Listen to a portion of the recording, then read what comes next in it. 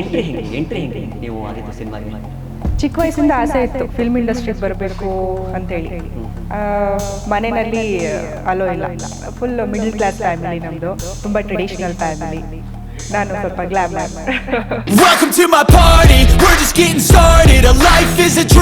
ಅವ್ರಿಗೆ ನಂಬಿಕೆ ಇರಲಿಲ್ಲ, ಹೋಗಿದ್ದಾಳೆ ಏನೋ ಮಾಡ್ತಾಳೆ ಅಂತ. ಹೋಗಿದ್ದಾಳಲ್ಲ, ಬಸ್ ಬರ್ತಾಳೆ, ಎಲ್ಲಿ ಹೋಗ್ತಾಳೆ ಅವಳು ಅಂತೇಳಿ.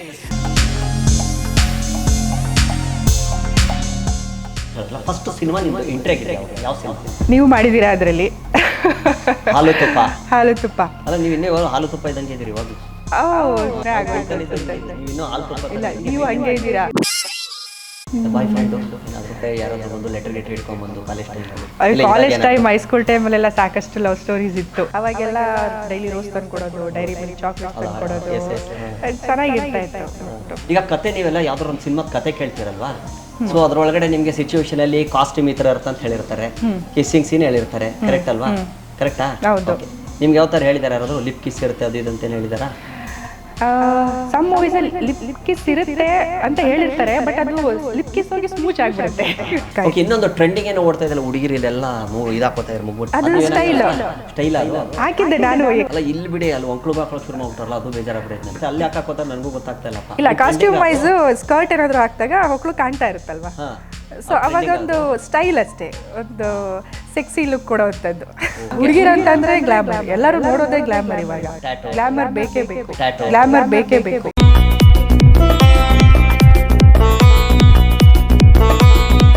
ಹಾಯ್, ಹಲೋ, ನಮಸ್ಕಾರ. ನಾನು ಕುರಿವಾಣ್ ಸುನೀಲ್. ಪಾಡ್ಕಾಸ್ಟ್ ಕಾರ್ಯಕ್ರಮಕ್ಕೆ ಸ್ವಾಗತ. ಇವತ್ತು ನಮ್ಮ ಜೊತೆ ಒಬ್ಬರು ಸ್ಪೆಷಲ್ ಗೆಸ್ಟ್ ಇದ್ದಾರೆ. ಗೆಸ್ಟ್ ಅಂತ ಹೇಳೋಕ್ಕಾಗಲ್ಲ, ಎಲ್ರಿಗೂ ಪರಿಚಯ ಇರುವಂಥವ್ರು ಸಂಹಿತಾ ವಿನ್ಯಾ. ಗೊತ್ತಾಗಿರುತ್ತೆ ನಿಮ್ಗೆ ಯಾರು ಅಂತ ಹೇಳಿ. ಸೊ ಹಾಯ್, ನಮಸ್ಕಾರ, ವೆಲ್ಕಮ್. Thank you. ನಮಸ್ತೆ ಎಲ್ಲರಿಗೂ. ನಮ್ಮ ಜೊತೆ ಇವತ್ತು ಸಂಹಿತಾ ವಿನ್ಯಾ ಅವರಿದ್ದಾರೆ. ಸೊ ಸುಮಾರು ಸಿನಿಮಾಗಳಲ್ಲಿ ಮಾಡಿದ್ದಾರೆ. ಸೊ ಎಲ್ರಿಗೂ ಪ್ರತಿಯೊಬ್ಬರಿಗೂ ಗೊತ್ತಿರೋವಂಥವ್ರೆ. ಓಕೆ, ಹಾಯ್, ನಿಮ್ಮ ಬಗ್ಗೆ ಪರಿಚಯ ಮಾಡ್ಕೊಳ್ಳಿ. ಸೊ ಹೇಳಿ, ನಿಮ್ಮ ಬಗ್ಗೆ ಹೇಳಿ. ನನ್ನ ಬಗ್ಗೆ ಹೇಳಬೇಕು ಅಂದರೆ 8 ವರ್ಷ ಆಯಿತು ಫಿಲ್ಮ್ ಇಂಡಸ್ಟ್ರಿಗೆ ಬಂದು. 8 ವರ್ಷ ಮಾಡ್ಲಿಂಗ್ ಇಂಡಸ್ಟ್ರಿನಲ್ಲಿ ಒಂದು 5 ವರ್ಷ ವರ್ಕ್ ಮಾಡಿದೆ. ಸೊ ಇವಾಗ ಮೂವಿ ಕಡೆ ಬ್ಯುಸಿ ಆಗಿರೋದ್ರಿಂದ ಮಾಡ್ಲಿಂಗ್ ಸ್ವಲ್ಪ ಹೋಲ್ಡಲ್ಲಿ ಇಟ್ಟಿದ್ದೀನಿ. ಒಂದು 17ರಿಂದ 18 ಸಿನಿಮಾ ಹೀರೋಯಿನ್ ಆಗಿ ಮಾಡಿದ್ದೀನಿ. ಓಕೆ. ರಿಲೀಸ್ ಆಗಿರೋದು 7 ಸಿನಿಮಾ. ಓಕೆ. ರಿಲೀಸ್ ಆಗದೆ ಇರೋದು 8 ಸಿನಿಮಾ, ಎಲ್ಲ ರಿಲೀಸಿಗೆ ರೆಡಿ ಇರೋವಂಥದ್ದು. ಓಕೆ. ಶೂಟಿಂಗ್ ಹೋಗ್ತಾ ಇದೆ 2-3 ಸಿನಿಮಾ. ಇನ್ನೊಂದು ಹಿಂದಿ ಆಲ್ಬಮ್ ಸಾಂಗ್ ಮಾಡ್ತಾ ಇದ್ದೀನಿ, ಗಜಲ್ ಸಾಂಗ್. ಸೊ ಇದಿಷ್ಟು ನನ್ನ ಪರಿಚಯ. ಓಕೆ. ಸಂಹಿತಾ ವಿನ್ಯಾ ಹೆಸರು ಸ್ವಲ್ಪ ಕಷ್ಟ ಆಗುತ್ತೆ ಎಲ್ಲರಿಗೂ ಹೇಳೋದಕ್ಕೂ. ಕಷ್ಟ ಇಲ್ಲ, ಹಂಗೇನು ಕಷ್ಟ ಏನು ಅನ್ಸೋದಿಲ್ಲ. ನೀವು ಜೋರಾಗಿ ಮಾತಾಡಬಹುದು, ತೊಂದರೆ ಇಲ್ಲ, ಯಾರು ಏನು ಕೇಳಲ್ಲ ನಿಮಗೆ. ನಮ್ಮದೇ ಇದು ಫ್ರೀಡಮ್ ಅಂದರೆ ಫುಲ್ ಫ್ರೀಡಮೇ ನಿಮಗೆ. ಫುಲ್ ಫ್ರೀಡಮ್, ಅದಕ್ಕೆ ಫ್ರೀಡಮ್ ಟಿವಿ ಅಂತ. Thank you. ನನಗೆ ಒಂದು ಒಳ್ಳೆ ಫ್ರೀಡಮ್ ಟಿವಿ ಅವರು ಕರೆದು ನನ್ನನ್ನು ನಿಮ್ಮ ಮುಂದೆ ಕೂರಿಸಿರೋದಕ್ಕೆ. ಇಲ್ಲಿ ಹಾಗೇನಿಲ್ಲ, ಕಲಾವಿದರಿಗೆ ಎಲ್ರಿಗೂ ಪ್ರತಿಯೊಬ್ಬರಿಗೂ ಅಷ್ಟೇ, ಇಲ್ಲಿ ಯಾರೇ ಬಂದರೂ ಸ್ವಾಗತ ಅಂತ ಹೇಳ್ತಾರೆ ಫ್ರೀಡಮ್ ಟಿವಿ ಅವರು. ಸೊ ಹಾಗೆ. ಓಕೆ, ನಿಮ್ಮದು ಫಸ್ಟ್ ಎಂಟ್ರಿ ಹೆಂಗೆ ನೀವು ಆಗಿದ್ದು ಸಿನಿಮಾಗೆ? ಚಿಕ್ಕ ವಯಸ್ಸಿಂದ ಆಸೆ ಇತ್ತು ಫಿಲ್ಮ್ ಇಂಡಸ್ಟ್ರಿಗೆ ಬರಬೇಕು ಅಂತೇಳಿ. ಮನೆಯಲ್ಲಿ ಅಲೋ ಇಲ್ಲ, ಫುಲ್ ಮಿಡಲ್ ಕ್ಲಾಸ್ ಫ್ಯಾಮಿಲಿ ನಮ್ಮದು, ತುಂಬ ಟ್ರೆಡಿಷ್ನಲ್ ಫ್ಯಾಮಿಲಿ. ನಾನು ಸ್ವಲ್ಪ ಗ್ಲಾಮರ್. ಚಿಕ್ಕ ವಯಸ್ಸಿಂದನೇ ಏನಾದರೂ ಕಾಂಪಿಟೇಷನ್ಸ್ ಇದ್ದರೆ ಗೊತ್ತಾಗದೇ ಇರೋಂಗೆ ಅಟೆಂಡ್ ಮಾಡೋದು, ಈ ಥರ ಎಲ್ಲ ಮಾಡ್ತಾಯಿದ್ದೆ. ಮನೆಯಲ್ಲಿ ಅಮ್ಮನಿಗಂತೂ ತೀರಾನೇ ಇಷ್ಟ ಇಲ್ಲ. ಅಪ್ಪ ಸ್ವಲ್ಪ ಸಪೋರ್ಟ್ ಮಾಡ್ತಾಯಿದ್ರು ಕಾಂಪಿಟೇಷನ್ಸ್ಗೆಲ್ಲ, ಡ್ಯಾನ್ಸ್ ಕಾಂಪಿಟೇಷನ್ ಇಲ್ಲ ಸ್ಟೇಜ್ ಡ್ರಾಮಾ ಆಗಿರ್ಬೋದು, ಇದೆಲ್ಲ. ಚಿಕ್ಕ ವಯಸ್ಸಿಂದ ನಾನು ಬೆಳೆದಿದ್ದೆ ಅಜ್ಜಿ ಮಾಮ, ಇವರೇ ನನಗೆ ಅಪ್ಪ ಅಮ್ಮ ಎಲ್ಲ. ಓಕೆ. ಬಟ್ ಅವ್ರಿಗೂ ಇಷ್ಟ ಇರಲಿಲ್ಲ. ಏನು ಅಂದರೆ ಒಂದು ಗೌರ್ಮೆಂಟ್ ಜಾಬಲ್ಲಿ ಹೋಗಬೇಕು, ಅಲ್ಲಿ ಕೆಲಸ ಮಾಡಬೇಕು, ಆ ರೀತಿ ಒಂದು ಅವ್ರ ಮೆಂಟಾಲಿಟಿ. ಬಟ್ ನನಗೆ ಅದೆಲ್ಲ ಏನೂ ಐಡಿಯಾ ಇಲ್ಲ. ನಾನೇನು ಅಂದರೆ ದೊಡ್ಡ ಹೀರೋಯಿನ್ ಆಗಬೇಕು, ಆ್ಯಕ್ಟಿಂಗ್ ಫೀಲ್ಡಿಗೆ ಬರಬೇಕು ಅನ್ನೋದೇ ಚಿಕ್ಕ ವಯಸ್ಸಿಂದನೂ ಕನಸಿದ್ದಿದ್ದು. ಗೊತ್ತಿಲ್ಲ ಕೊನೆಗೂ ನಾನು ಈ ಫೀಲ್ಡಿಗೆ ಬರ್ತೀನಿ ಅಂತ. ಬಟ್ ರಿಯಲಿ ಸರ್ಪ್ರೈಸ್, ಇವತ್ತು ನೆನ್ಪು ಮಾಡ್ಕೋತೀನಿ, ನಾನು ಅವಾಗ ಅಂದ್ಕೊಂಡಿದ್ದಾಗ ಇವಾಗ ಆದ್ನಲ್ಲ. ಸೊ ಅದೆಲ್ಲ ಇಷ್ಟು ಪರಿಶ್ರಮ ನಾನು ಏನು ನಡ್ಕೊಂಡು ಬಂದೆ, ಮನೆ ಬಿಟ್ಟು ಮನೆಯವ್ರ ಹತ್ರ ಜಗಳ ಮಾಡಿಕೊಂಡು ಬೆಂಗಳೂರಿಗೆ ಬಂದು ಎಲ್ಲೆಲ್ಲೋ ಉಳಿದು ಆಡಿಷನ್ಸ್ಗೆ ಹೋಗಿ ಸಾಕಷ್ಟು ಸ್ಟ್ರಗ್ಲಿಂಗ್ ಎಲ್ಲ ಅನುಭವಿಸಿ ಕೊನೆಗೆ ಒಂದಷ್ಟು ಮೂವಿಗಳು ಮಾಡಿಕೊಂಡು ತಿರುಗಿ ನೋಡಿದಾಗ ಇಷ್ಟೆಲ್ಲ ಮಾಡಿದ್ದೀನ ಅಂತ ನನಗೆ ಆಶ್ಚರ್ಯ ಆಗುತ್ತೆ. ಸೊ ನಿಜವಾಗ್ಲೂ ನನಗೆ ನಾನೇ ಗ್ರೇಟ್ ಅಂದ್ಕೊಳ್ತೀನಿ. ಸೊ ಯಾರು ಸಪೋರ್ಟ್ ಇಲ್ಲದೆ. ಸೊ ಥ್ಯಾಂಕ್ ಯು ಎಲ್ರಿಗೂ, ಅಂದರೆ ನನ್ನನ್ನು ಒಪ್ಕೊಂಡಿರೋಂಥ ಜನಗಳಿಗೆ. ಇಷ್ಟು ದೂರ ಬರ್ದಿದ್ದೀನಿ ಅಂತ ಅಂದರೆ ಅವರೇ ಕಾರಣ. ಡೈರೆಕ್ಟರ್ಸ್ ಆಗಿರ್ಬೋದು, ಪ್ರೊಡ್ಯೂಸರ್ಸ್ ಆಗಿರ್ಬೋದು, ನನ್ನ ನಂಬಿ ಇನ್ವೆಸ್ಟ್ ಮಾಡಿ ಸ್ಕ್ರೀನ್ ಮುಂದೆ ನನ್ನನ್ನು ತಂದಿದ್ದಾರೆ. ಎಲ್ಲರಿಗೂ ಥ್ಯಾಂಕ್ಸ್ ಹೇಳೋದಕ್ಕೂ ಇಷ್ಟಪಡ್ತೀನಿ. ಇನ್ನು ಮಾಡ್ಲಿಂಗಲ್ಲಿ ಒಂದಷ್ಟು ಶೋಸ್ ಮಾಡಿದೆ, ಶೋ ಸ್ಟಾಪರ್ ಆಗಿ ನ್ಯಾಷನಲ್ ಇಂಟರ್ನ್ಯಾಷನಲ್ ಫ್ಯಾಷನ್ ಶೋಸ್ಗಳಲ್ಲಿ. ಅದ್ರ ಜರ್ನಿನೇ ಬೇರೆ, ಮೂವಿ ಜರ್ನಿನೇ ಬೇರೆ ನನಗೆ. ಅದೆರಡು ಒಂಥರ ನನ್ನ ಎರಡು ಕಣ್ಗಳಿದ್ದಾಗೆ ಆ ಥರ ನೋಡ್ತಾ ಇದ್ದೆ.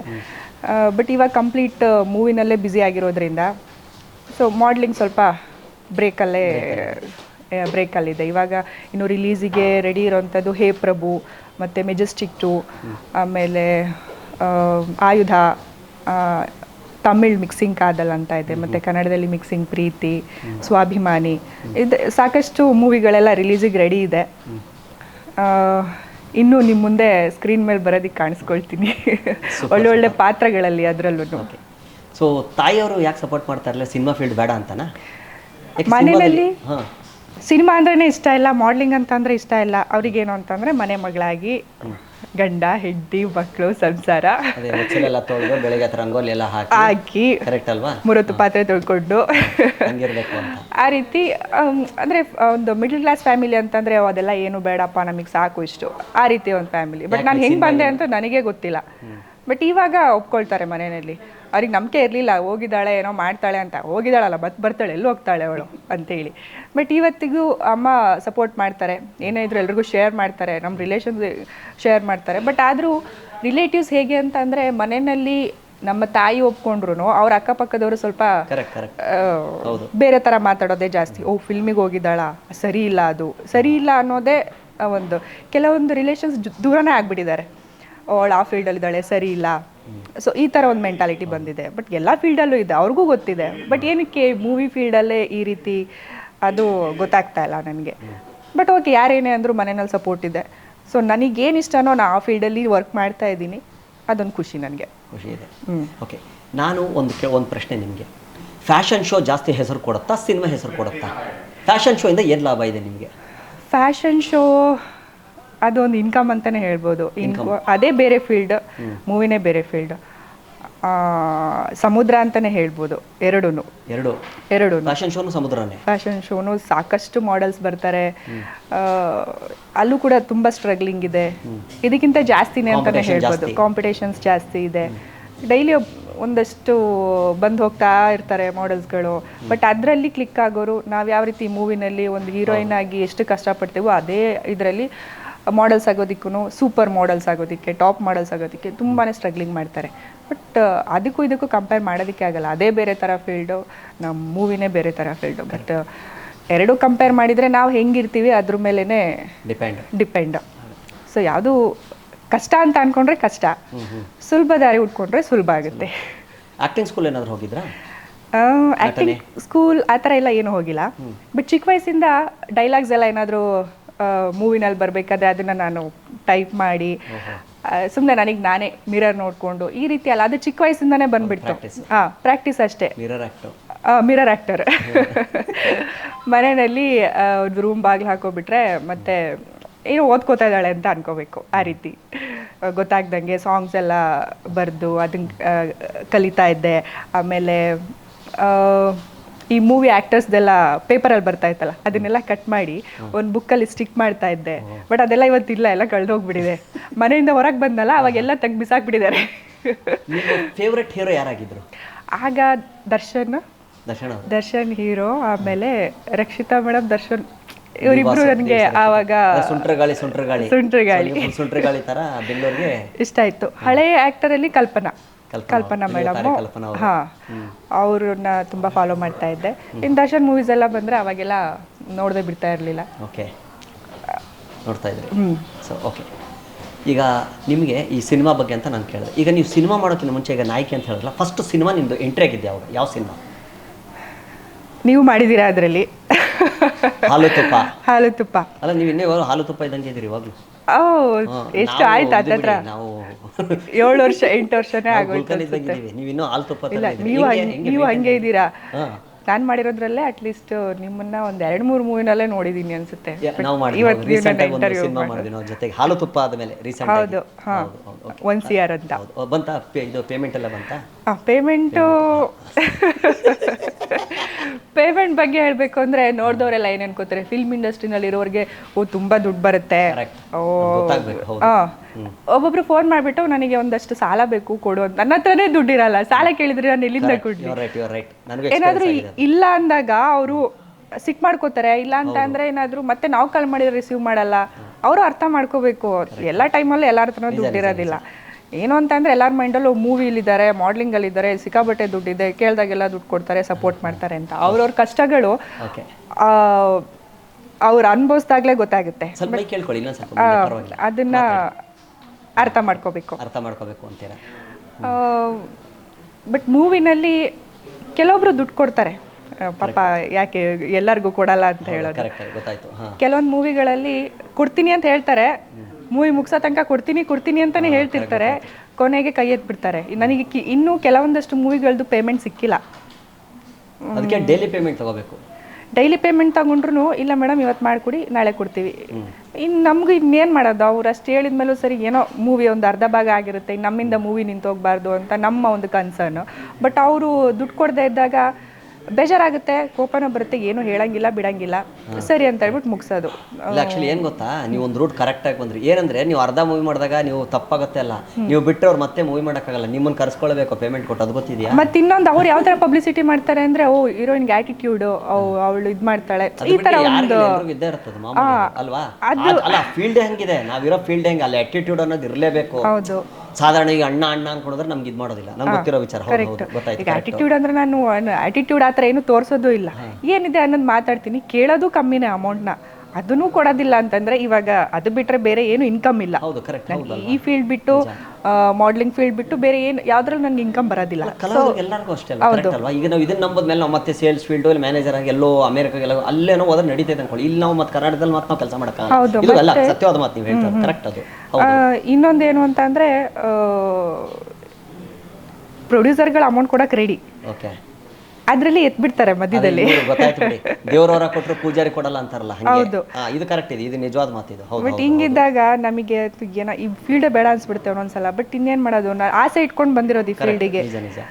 ಸ್ಟಾರ್ಟಿಂಗ್ ಏನೋ ಕಮ್ಮಿ ಕೊಡ್ತಾ ಇದ್ರು, ಓಕೆ ಅಟ್ಲೀಸ್ಟ್ ಇಷ್ಟು ಮೂವಿ ಮಾಡಿ ಈಗಲೂ ಇನ್ನೂ ಅಮೌಂಟ್ ಕೊಡೋದಿಲ್ಲ, ಸ್ವಲ್ಪ ಫ್ರೀಯಾಗಿ ಮಾಡಿಕೊಡಿ ಅಂತ ಅಂದ್ರೆ ಮತ್ತೆ ಇಷ್ಟು ವರ್ಷ ಇದ್ದು ಏನು ಪ್ರಯೋಜನ? ಏನು ಅಲ್ಲ, ಹೆಸರು ನೇಮ್ ಫೇಮ್ ಬಂದ್ಮೇಲೆ ಕೊಡ್ಲೇಬೇಕು, ಕರೆಕ್ಟ್ ಅಲ್ವಾ. ಹೆಸರು ಬರೋಕಿನ ಮುಂಚೆ ನಾವು ಅನ್ನ ಸಾಂಬಾರ್ ತಿನ್ಕೊಂಡೆ ಬಂದಿರ್ತೀವಿ, ಕರೆಕ್ಟ್ ಅಲ್ವಾ. ನಾವು ಅನ್ಭವಿಸಿದೀವಿ, ನಮಗೂ ಗೊತ್ತಿದೆ. ಬರ್ಬೇಕಾದ್ರೆ ಸ್ಟಾರ್ಟಿಂಗ್ ಸಿನಿಮಾ ಇಂಡಸ್ಟ್ರಿಗೆ ಹೋದಾಗ ಅನ್ನ ಸಾಂಬಾರು ತಿನ್ಕೊಂಡ್ಬರ್ತೀವಿ, ಕನ್ವಿನ್ಸ್ ಕೊಟ್ಟಿರೋದಿಲ್ಲ, ಅದು ಗೊತ್ತಿದೆ, ಅದು ಅನುಭವ ಆಗುತ್ತೆ ಪ್ರತಿ ಒಬ್ರಿಗೆ ಆಗಿರುತ್ತೆ. ಹೆಸರು ಬಂದ್ಮೇಲೆ ಕೊಡ್ಲೇಬೇಕು, ಕರೆಕ್ಟ್ ಅಲ್ವಾ. ಕೊಟ್ಟೆ ಕೊಡ್ತಾರೆ ಅಲ್ವಾ.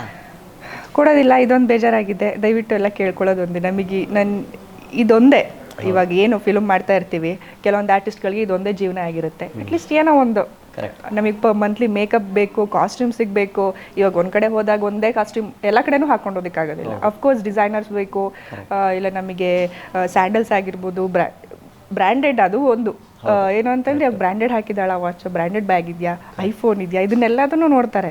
ಇದೆಲ್ಲ ಇದ್ದಾಗ ಓಕೆ, ಏನು ಇಲ್ಲ ಅಂದ್ರೆ ಏನಿದು ಏನು ಲೆವೆಲ್ ಈ ತರ ಎಲ್ಲ ಜಡ್ಜ್ ಮಾಡಕ್ ಸ್ಟಾರ್ಟ್ ಆಗಿದೆ. ಹೌದು, ಬಿಲ್ಡಪ್ ಬೇಕು. ಬಿಲ್ಡಪ್ ಮಾಡಿಲ್ಲ ಅಂದ್ರೆ ಮುಗಿದೋಯ್ತು ಕತೆ, ಮುಗೀತು. ಹೌದು, ಅದೇ ಹೊಟ್ಟೆಗೆ ಹಿಟ್ಟಿಲ್ಲ ಅಂದ್ರೂ ಜುಟ್ಟಿಗೆ ಮಲ್ಗೆ ಹೂವು ಹಂಗೆ ಆಗಿದೆ. ಅದಿದ್ರೇನೆ ಒಂದು ರೆಸ್ಪೆಕ್ಟ್, ಒಂದು ಮತ್ತೆ ಏನು ಇಲ್ಲ ಅಂತಂದ್ರೂ ಒಂಥರ ಮಾತಾಡ್ತಾರೆ, ಏನಾದ್ರೂ ಇದ್ರೂ ಒಂಥರ ಮಾತಾಡ್ತಾರೆ. ನಾವು ಹೆಂಗಿದ್ರು ಕಷ್ಟ ಆಗಿದೆ ಈ ಫೀಲ್ಡ್ ಅಲ್ಲಿ, ಹಂಗಾಗಿದೆ ಪರಿಸ್ಥಿತಿ. ಈಜು ಹೊಡೆಯೋದು ತುಂಬಾ ಕಷ್ಟ. ಈಗ ನೀವು ಹೇಳಿದ್ರೆ ದೊಡ್ಡ ಸಮುದ್ರ ಅಂತ, ಅಲ್ಲಿ ಈಜು ಹೊಡೆಯೋದೇ ಕಷ್ಟ. ಈಜು ಹೊಡಿತಾ ಇರಬೇಕು. ನಾವು ಈಜು ಹೊಡೆಯೋದು ಸ್ವಲ್ಪ ನಿಲ್ಸ್ಬಿಟ್ರೆ ಮುಗಿಸ್ಬಿಡ್ತಾರೆ, ನಿಜವಾಗ್ಲೂ ಮುಗಿಸ್ತಾರೆ. ನಾವೀಗ ಬೆಳಿತಾ ಇದೀವಿ ಅಂತ ಅಂದ್ರೆ ಸಾಕಷ್ಟು ಜನ ತುಳಿಯೋದಕ್ಕೆ ನೋಡ್ತಾರೆ. ಹೌದು, ಜೊತೆಗಿರೋರು ತುಳಿದ್ಬಿಡ್ತಾರೆ, ಬೆಳಿತಾ ಇದಾರೆ. ಹೌದು, ಬಟ್ ಯಾಕೆ ಹಂಗ್ ಮಾಡ್ತಾರೆ? ನಾವಿವಾಗ ಏನೋ ಅವ್ರಿಗೆ ನೀವು ಬೆಳೆದು ಬಿಟ್ರೆ ಮಾಡಿರಲ್ಲ, ಅವ್ರಿಗೆ ಏನು ಮಾಡಿರಲ್ಲ,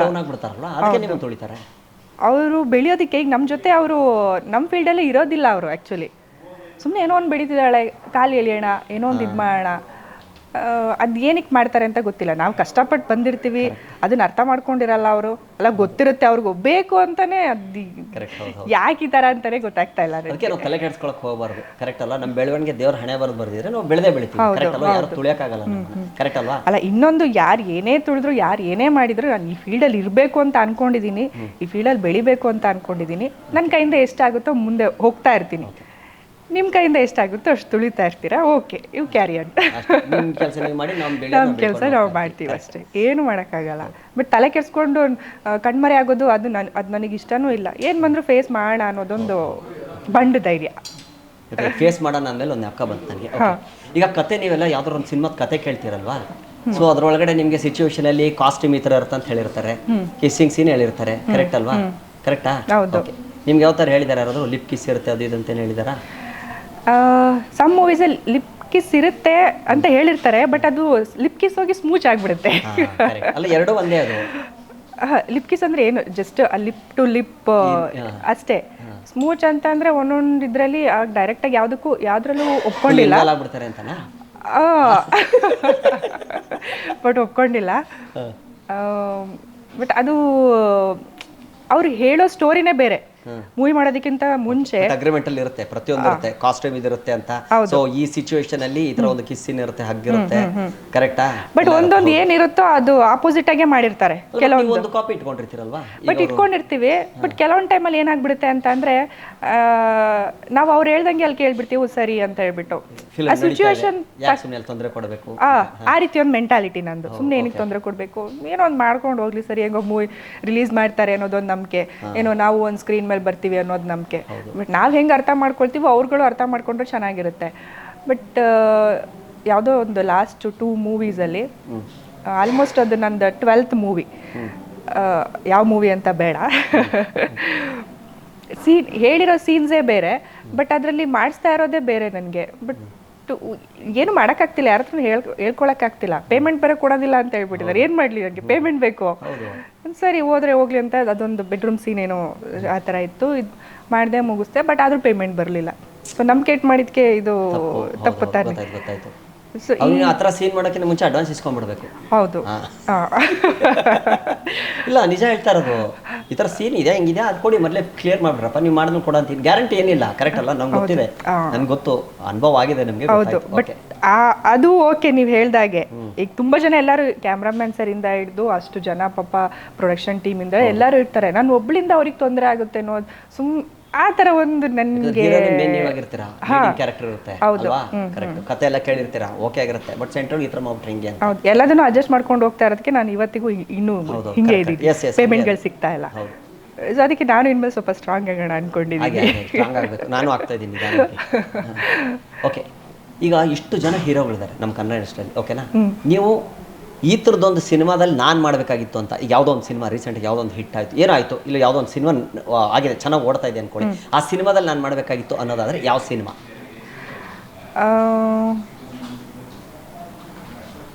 ಯಾವ ಸಿನಿಮಾ ಅದು? ಬಟ್ ಒಂದು 2-3 ಸಿನಿಮಾಗಳಿದೆ ಅನ್ಸುತ್ತೆ. ಆ ಕ್ಯಾರೆಕ್ಟರ್ ಇನ್ನೂ ಸ್ವಲ್ಪ ಜೀವ ತುಂಬತ್ತಾಗಿತ್ತು ಅನ್ಸೋದ್ರೆ ಅದು ಯಾವ ಸಿನಿಮಾ? ಈಗ ಸದ್ಯಕ್ಕೆ ನೆನಪಾಗ್ತಾ ಇಲ್ಲ ಅದು.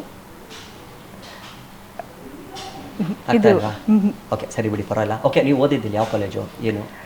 ನಾನು ಓದಿದ್ದು ಸಕಲೇಶ್ಪುರ. ಓ, ಸಕಲೇಶ್ಪುರ ರವಿಚಂದ್ರನ್ ಸರ್ ಅವರ ಫೇವರೇಟ್ ಪ್ಲೇಸ್ ಅದು. ಹೌದಾ? ಸಕಲೇಶ್ಪುರ, ಹೌದು.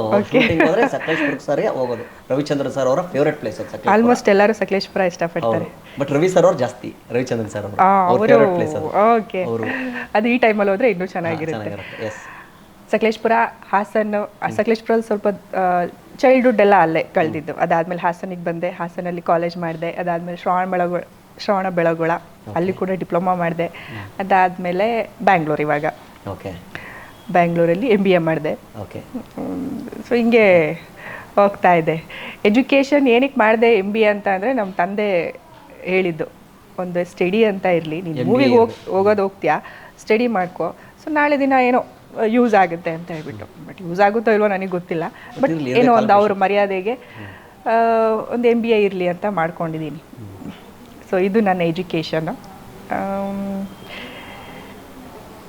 ಮನೆಯಲ್ಲಿ ಇಂಜಿನಿಯರ್ ಆಗಬೇಕು ಅನ್ನೋದೊಂದು ಆಸೆ ಇತ್ತು, ಬಟ್ ಆಗಲಿಲ್ಲ. ಆ್ಯಕ್ಟರ್ ಆಗಿದ್ದೀನಿ. ನಾವು ಅನ್ಕೊಂಡಿದ್ದೆಲ್ಲ ಆಗೋದಿಲ್ಲ, ಕರೆಕ್ಟ್ ಅಲ್ವಾ? ಹೌದು. ಈಗ ಕೆಲವರು ಏನು ಮಾಡ್ತಾರಂದ್ರೆ, ನಮ್ಮ ಮಕ್ಕಳು ನಾವು ಈ ಥರ ಆಗಿದ್ದೀವಿ ಅಂದ್ರೆ ಅವರು ಅದೇ ಥರ ಆಗಬೇಕು ಅಂತ ಹೋಗ್ತಾರೆ, ಬಟ್ ಆಗೋದಿಲ್ಲ, ಕರೆಕ್ಟ್ ಅಲ್ವಾ? ನಾವು ಅನ್ಕೊಂಡಂಗೆ ಆಗೋದಿಲ್ಲ. ಈಗ ಅಪ್ಪ ಡಾಕ್ಟರ್ ಅಂದ್ರೆ ಮಗ ಡಾಕ್ಟರ್ ಆಗಿ ಆಗ್ತಾನ? ಚಾನ್ಸ್ ಇಲ್ಲ, ಕರೆಕ್ಟ್ ಅಲ್ವಾ? ಹಾಗೆ. ಸೊ ಹೇಳಿ ಮುಂದೆ ಹೇಳಿ. ಮುಂದೆ ಇನ್ನೇನು ಹೇಳೋದು? ಬಾಯ್ ಫ್ರೆಂಡು ಏನಾದರೂ ಸದ್ಯಕ್ಕೆ ಯಾರಾದ್ರೂ ಬಂದು ಲೆಟರ್ ಗೆಟ್ ಹಿಡ್ಕೊಂಡ್ಬಂದು ಕಾಲೇಜ್ ಟೈಮಲ್ಲಿ? ಕಾಲೇಜ್ ಟೈಮ್, ಹೈಸ್ಕೂಲ್ ಟೈಮಲ್ಲೆಲ್ಲ ಸಾಕಷ್ಟು ಲವ್ ಸ್ಟೋರೀಸ್ ಇತ್ತು. ಲವ್ ಸ್ಟೋರೀಸ್ ಅಂದರೆ one way, one way letters ಎಲ್ಲ ಒನ್ ವೇ ಲೀವ್ ಲೆಟರ್ ತರ ನಿಮ್ಮ ಕಡೆಯಿಂದ ಅವ್ರ ಕಡೆಯಿಂದ ಅವ್ರ ಕಡೆ ಒನ್ ವೇ ಅಂದ್ರೆ ಹಂಗಾರೆ ನೀವು ಪ್ರಪೋಸ್ ಮಾಡಿದ್ರಿ ಅಂತ ಇಲ್ಲ ಒನ್ ವೇ ಅಂತಂದ್ರೆ ಅವ್ರು ನನಗೆ ಪ್ರಪೋಸ್ ಮಾಡ್ತಾ ಇದ್ದು ಲೆಟರ್ಸ್ ಅಲ್ಲಿ ಅವಾಗೆಲ್ಲ ಡೈಲಿ ರೋಸ್ ತಂದು ಕೊಡೋದು ಡೈರಿ ಮಿಲ್ಕ್ ಚಾಕ್ಲೇಟ್ಸ್ ತಂದು ಕೊಡೋದು ಚೆನ್ನಾಗಿರ್ತಾ ಇತ್ತು ಬಟ್ ಅವಾಗೆಲ್ಲ ಅದೆಲ್ಲ ಮೆಮೊರೀಸ್ ಅಷ್ಟೇ ಬಟ್ ನಾವು ಈ ಫೀಲ್ಡ್ ಅಲ್ಲಿ ಇರೋದ್ರಿಂದ ಯಾವ್ದಕ್ಕೂ ಅಲ್ಲ ಹುಡುಗಿರು ಏನು ಮಾಡ್ತಾರೆ ಅಂತಲೂ ಗೊತ್ತು ನಮಗೆ ಈಗ ಏನಾದರೂ ಮೆಲ್ಲಿಗೆ ರೋಸು ಗಿಸು ಆಮೇಲೆ ಡೈರಿ ಮಿಲ್ಕ್ ಏನೋ ತಂದ್ಕೊಡ್ರು ರೋಸ್ ಬಿಸಾಕೊಡೋದು ಡೈರಿ ಮಿಲ್ಕ್ ತಂದ್ಕೊಡೋದು ನಂಗೆ ಮಾಡಿದ್ದಾರೆ ಎಕ್ಸ್ಪೀರಿಯನ್ಸ್ ಆಗಿದೆ ನಮಗೂ ಗೊತ್ತು ಅಂದ್ರೆ ನೀವು ತುಂಬಾ ಜನ ಹುಡುಗಿರಿಗೆ ನಾವು ಹೋಲ್ಸೇಲ್ ಡೀಲರ್ ಅದ್ರೊಳಗಡೆ ವ್ಯಾಲೆಂಟೈನ್ಸ್ ಡೇ ಬಂದ್ಬಿಟ್ರೆ ಒಂದು 5 ಗ್ರೀಟಿಂಗ್ ಕಾರ್ಡ್ ಇಟ್ಕೊಂಡು ಹಿಂದೆ ಹೋಗ್ಬಿಡ್ತಾ ಇದ್ವಿ ಎಕ್ಸ್ಕ್ಯೂಸ್ ಮಿ ಅನ್ಕೊಂಡು ವಿತ್ ಚಾಕ್ಲೇಟ್ ಗ್ರೀಟಿಂಗ್ ಕಾರ್ಡು ಕಾಲಲ್ಲಿ ಬಿದ್ದಿರೋದು ಎರಡನೇ ಸಹ ಹೋಗಿದಾಗ ಎಲ್ಲಿ ಕೊಟ್ಟಿರ್ತೀವಿ ಅದೇ ಜಾಗದಲ್ಲಿ ಕೆಳಗೆ ಬಿದ್ದಿರ್ತಾ ಇತ್ತು ಚಾಕ್ಲೇಟ್ ಅವ್ರು ತಿಂದು ಬಿಸಾಕ್ಬಿಡ್ತಾ ಇತ್ತು ಹುಡುಗಿರಿಗೆ ಅದೇ ಅಲ್ವಾ ಚಾಕ್ಲೇಟ್ಸ್ ಮೇನ್ ಚಾಕ್ಲೇಟ್ ಅಂದ್ರೆ ತುಂಬಾ ಏನು ಹೇಳಿ ಸ್ವಲ್ಪ ಹುಡುಗಿರಿಗೆ ಏನಂತ ಹೇಳಿ ಸ್ವಲ್ಪ ನೆಕ್ಸ್ಟ್ ಪಾಪ ಜನರೇಷನ್ಗೆ ಹುಡುಗರು ಬೇಕಾಗುತ್ತಲ್ಲ ಸರಿ ಅದ್ಬಿಡಿ ಓಕೆ ಈಗ ಸಿನಿಮಾ ಕಥೆಗಳು ನೀವು ನೋಡ್ಬಿಟ್ಟು ಮಾಡಿದಿರಲ್ವಾ ಇಷ್ಟು ದಿವಸ ನೋಡ್ಬಿಟ್ಟೆ ಮಾಡ್ತಾ ಇದ್ದೀವಿ ಕಥೆಗಳು ಕರೆಕ್ಟ್ ಇಲ್ಲ ಅದು ಒಂದು ಸಿನಿಮಾ ಸ್ಟಾರ್ಟಿಂಗ್ ನೋಡ್ಬಿಟ್ಟು ಮಾಡಲಿ ಏನೋ ಒಂದು ಮೂವಿ ಇಂಡಸ್ಟ್ರಿಗೆ ಬರಬೇಕು ಯಾವುದೋ ಒಂದು ಸಿನಿಮಾ ಬೇಕು ನನಗೆ ಅನ್ನೋ ಒಂದು ದೃಷ್ಟಿಯಿಂದ ಎಂಟ್ರಿ ಆಗಿಬಿಟ್ಟೆ ಅದು ಎಂಟ್ರಿ ಯಾರು ಆದಮೇಲೆ ಕೊಟ್ಟಿದ್ದಾರೆ ಅವಕಾಶ ಫಸ್ಟ್ ಕೊಟ್ಟಿದ್ದಾರೆ ಡೈರೆಕ್ಟರ್ ಯಾರು ಪ್ರೊಡ್ಯೂಸರ್ ಗೊತ್ತಾಗುತ್ತೆ ಹಾಲು ತುಪ್ಪ ಫಸ್ಟು ಇಲ್ಲ ಹಾಲು ತುಪ್ಪ ಸ್ಕ್ರೀನ್ ಮೇಲೆ ಕಾಣಿಸ್ಕೊಂಡಿದ್ದು ಅದಕ್ಕಿಂತ ಮುಂಚೆ ಗೌಡ್ರ ದರ್ಬಾರ್ ನಾವು ಅಂತ 2017ರಲ್ಲಿ ಮಾಡಿದ್ದು ಹಾಲು ತುಪ್ಪ ನಿನ್ನೆ ನೋಡಿದೆ ಆಕ್ಚುಲಿ ಹೌದು 2017 ಆಲ್ಮೋಸ್ಟ್ ಒಂದು 8 ವರ್ಷ ಆಯ್ತು 8 ವರ್ಷ ಆಯ್ತು ಬಟ್ ಆ ಟೈಮಲ್ಲಿ ಇನ್ನೊಂದು ಗೌಡ್ರ ದರ್ಬಾರ್ ಅಂತ ಮಂಜು ದೈವಾಜ್ಞ ಅಂತ ಹೇಳಿ ಅವರು ನನ್ನ ಆ್ಯಕ್ಚುಲಿ ಹೇಳಬೇಕು ಅಂದರೆ ಇಂಟ್ರಡ್ಯೂಸ್ ಮಾಡಿಸಿದ್ದು ಇಂಡಸ್ಟ್ರಿಗೆ ಬಟ್ ಅವ್ರ ಮೂವಿ ಇನ್ನೂ ರಿಲೀಸ್ ಆಗಿಲ್ಲ 8 ವರ್ಷ ಆದ್ರೂ ಅದಾದಮೇಲೆ ನನ್ನ ಸ್ಕ್ರೀನ್ ಮೇಲೆ ಮೊದಲನೇ ಮೂವಿ ಬಂದಿದ್ದು ಹಾಲು ತುಪ್ಪ ಅದಾದಮೇಲೆ ಹಾಲು ತುಪ್ಪ ಆದಮೇಲೆ ಅಮೃತಗಳಿಗೆ ಬಂತು ಸೀತಮ್ಮ ಬಂದಳು ಸಿರಿಮಲ್ಲಿಗೆ ಅದೆಲ್ಲ almost heroine oriented movie Vishnu circle ಅಂತ ಬಂತು ತೆಲುಗು ಕೂಡ ರಿಲೀಸ್ ಪೊಲೀಸ್ ಡ್ರೆಸ್ ಅಲ್ಲಿ ಒಂದು ಲಂಗೋಟಿ ಮ್ಯಾನ್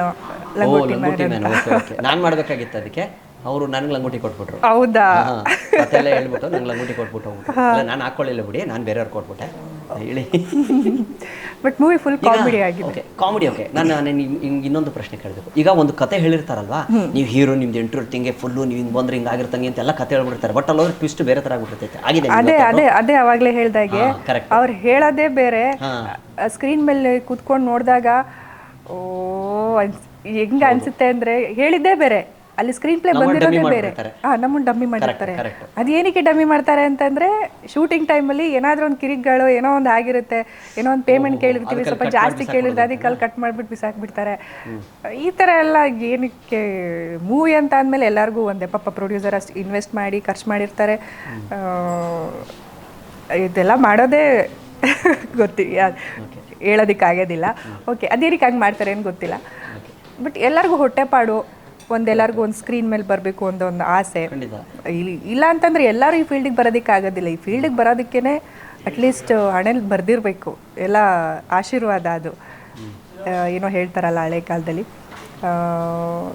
ಅದು ನೆನಪಾಗ್ತಾ ಇಲ್ಲ ಓಕೆ ಹಾಗೆ ಎಲ್ಲ ಇಂಡಸ್ಟ್ರಿನಲ್ಲೂ ಎಲ್ಲರೂ ಹೋಗೋದಕ್ಕಾಗೋದಿಲ್ಲ ಒಂದೊಂದು ಇಂಡಸ್ಟ್ರಿನಲ್ಲೂ ಇಂಥವ್ರಂತಾನೆ ಆಲ್ರೆಡಿ ಹಣೆನಲ್ಲಿ ಬರ್ದಿರುತ್ತೆ ಅನ್ಸುತ್ತೆ ನಿಜ ಆ ಫೀಲ್ಡಲ್ಲಿ ಯಾರ್ಯಾರಿಗೆಲ್ಲ ಇಂಟ್ರೆಸ್ಟ್ ಇದೆ ಅವ್ರವ್ರು ಇದ್ರೇ ಚಂದ ಸೊ ಅಂಥವ್ರಿಗೆ ಸಪೋರ್ಟ್ ಮಾಡಬೇಕು ಅಂಥವ್ರಿಗೆ ಸಪೋರ್ಟ್ ಮಾಡಿ ಅಂತ ಕೇಳ್ಕೊಳ್ತೀನಿ ಖಂಡಿತ ಮಾಡೇ ಮಾಡ್ತಾರೆ ಅದೇ ನಾವು ಏನಂದ್ರೆ ನಮ್ಮ ಆಕ್ಟಿಂಗ್ ಮೇಲೆ ಡಿಪೆಂಡು ನಾವು ಪರ್ಫಾರ್ಮೆನ್ಸ್ ಹೆಂಗೆ ಕೊಡ್ತೀವಿ ನಾವು ಚೆನ್ನಾಗಿ ಮಾಡಿದ್ರೆ ಖಂಡಿತ ಅನ್ನೋದ ಹತ್ರ ಮೆಚ್ಚೆ ಕರೆಕ್ಟ್ ಅಲ್ವಾ ನಾವು ಹೆಂಗಿದೀವಿ ಏನು ಅಂತ ನೋಡೋದಿಲ್ಲ ಜನ ನಮ್ಮ ಪರ್ಫಾರ್ಮೆನ್ಸ್ ನೋಡ್ತಾರೆ ಕರೆಕ್ಟ್ ಅಲ್ವಾ ಪರ್ಫಾರ್ಮೆನ್ಸು ಇನ್ನೊಂದು ಆವಾಗ ಹಳೆ ಕಾಲದಲ್ಲಿ ನನಗೆ ಗೊತ್ತಿರೋಂಗೆ ಪರ್ಫಾರ್ಮೆನ್ಸ್ ಇತ್ತು ಅವ್ರು ಮಾತಾಡೋ ವಾಯ್ಸಲ್ಲಿ ಆಗಿರ್ಬೋದು ರಿಯಾಲಿಟಿ ಇರ್ತಾ ಇತ್ತು ಮತ್ತೆ ಫೇಸಲ್ಲಿ ಎಕ್ಸ್ಪ್ರೆಷನ್ ಕೊಡಬೇಕಿತ್ತು ಕಲ್ಪನಾ ಮಿನುಗುತ್ತಾರೆ ಕಲ್ಪನಾ ಅವರಂದ್ರಿ ಜಯಂತಿ ಅಮ್ಮ ಹೌದು ಆರ್ತಿ ಅಮ್ಮ ಕರೆಕ್ಟ್ ಅಲ್ವಾ ಅವರೆಲ್ಲ ಎಂತ ನಟನೆ ಅವ್ರದ್ದು ಅದೆಲ್ಲ ರಿಯಾಲಿಟಿ ಇರ್ತಾ ಇತ್ತು ಆವಾಗ ಅದು ಏನು ಅಂದರೆ ಬೇಕೇ ಬೇಕಿತ್ತು ಆ್ಯಕ್ಟಿಂಗ್ ಬಟ್ ಇವಾಗ ಹಂಗಿಲ್ಲ ಹೀರೋಯಿನ್ ಅಂತ ಅಂದ್ರೆ ಹಿಂಗೆ ಇರಬೇಕು ಹೀರೋ ಅಂತ ಅಂದ್ರೆ 6 ಪ್ಯಾಕ್ ಇರಬೇಕು ಹೈಟ್ ಇರಬೇಕು ಹೇರ್ ಸ್ಟೈಲ್ ಹಂಗಿರ್ಬೇಕು ಅದೊಂದು ಟ್ರೆಂಡ್ ಆಗ್ಬಿಟ್ಟಿದೆ ಈಗ